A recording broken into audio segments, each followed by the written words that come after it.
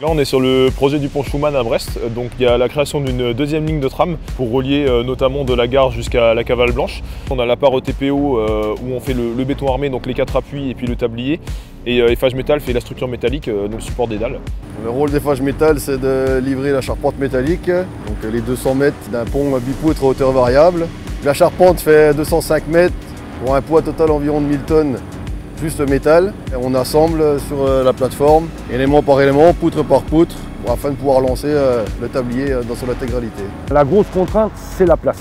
C'est une des principales contraintes qu'on a sur ce chantier-là. On le voit notamment avec la grue à tour qu'on a installée, qui est très importante. Donc on a 60 mètres de hauteur et 70 mètres de flèche, parce qu'on a besoin de rayonner sur les 2 piles de l'ouvrage et qu'on ne peut placer qu'une grue à tour. Plus on s'élève, plus il y a des petits détails à maîtriser, c'est-à-dire les alignements, les aplombs.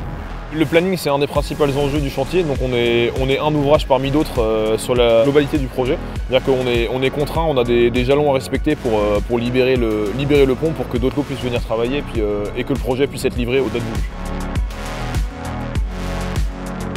On est actuellement à 50% d'avancement du chantier. Il nous reste un deuxième lançage pour terminer la mise en place de la structure métallique et ensuite la réalisation des dalles. Là, la première partie a été faite, elle a été assemblée. Et là, nous réinstallons les équipements provisoires pour pouvoir installer toute la deuxième partie. Pour le terrassement, on était en groupement avec le Valérian du groupe Spi Batignolles.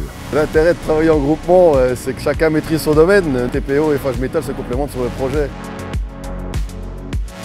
Cet ouvrage-là va servir uniquement pour les modes de transport doux, c'est-à-dire qu'on va avoir la ligne de tram, une piste cyclable et puis un trottoir. Le pont Schumann, c'est quelque chose de très structurant pour la ville de Brest. Ça permettra dans un futur donc, le passage du tramway pour fluidifier la circulation des véhicules.